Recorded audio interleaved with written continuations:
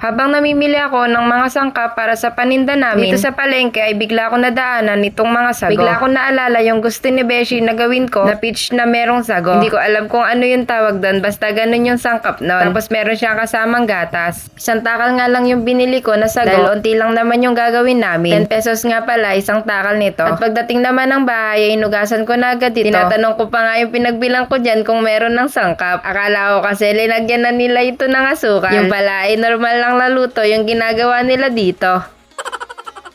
Dahil nga po na ako namili sa palengke ay konti na lang yung mga store na nakabukas. Kaya nang sabi ko ay peach sana ang ilalagay. Kaso nga lang wala akong nabiling peach na gagamitin. Kaya para hindi masayang yung sago na nabili ko, ay sabi ni Beshi ay subukan na lang namin itong saging. Nag-experimento na kami, Rugo. Diyos ko.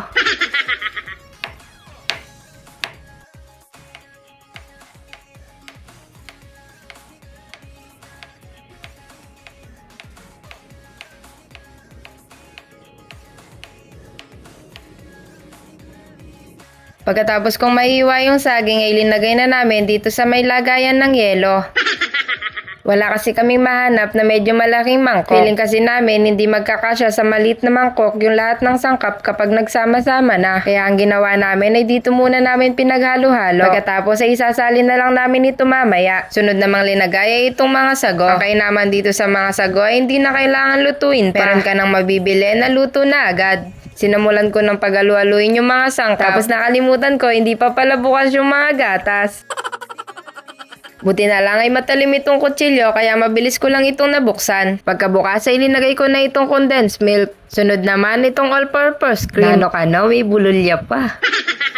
Pagkatapos ay sinunod ko na ding linagay itong evap. Ayaw nga dyan ipalagay lahat ni Beshi dahil mukha nang madami yung nagawa namin. Kaso nga lang ang sabi ko yan ang tutulong para hindi masyadong matamis itong gagawin namin. Dahil nga isang lata din yung linagay na condensed milk. Sunod naman naming linagay ay itong nata. Buti nga at dumating na itong order ko na nata. Gagamitin ko din kasi ito para sa milk tea. Dahil nga madalas akong nauubusan ng pearl. Ito yung gagamitin kong option kapag naubos na yung pearl. Kapag naubusan kasi ako ng pearl ay nagsasara ako agad. Yung pearl naman kasi ay matagal lutuin. Kaya hindi basta-basta makakagawa kapag naubusan ito. Sayang din kasi kapag may bumibili pa tapos hindi ko mapagbentahan dahil nga wala ng pearl. Pagkatapos ko malagay lahat ng sangkap ay hinalo ko lang ito. Ang kainaman dito sa ginawa ko ay madali lang siyang gawin. At isa pa ay hindi dinasal sa paggawa dahil wala kang lulutuin dito. Nagrereklamo nga si Beshi at unti daw yung nata na linagay ko. Sabi ko nga ay para sa milk tea itong nata na to. Kaya kung gusto niya ng madaming nata ay magbuena mano muna siya. Nung okay na ito ay gusto na namin agad itong tikman. Yun nga lang ay hindi pa malamig. Kaya naisipan muna namin maglagay ng yelo ni Beshi para matikman ito. Pero itong ginawa talaga namin na to, hindi ito linalagyan ng yelo. Kumbaga ay papalamigin muna ito ng halos isang oras. Pero dahil excited kami, ay titikman na namin agad.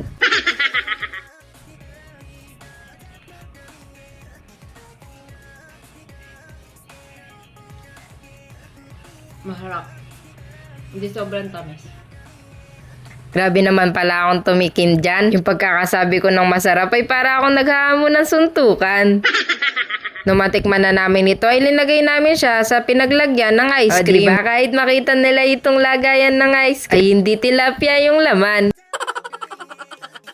O sige na at nanamnamin ko muna itong gawa ko. Yun lang. Bye!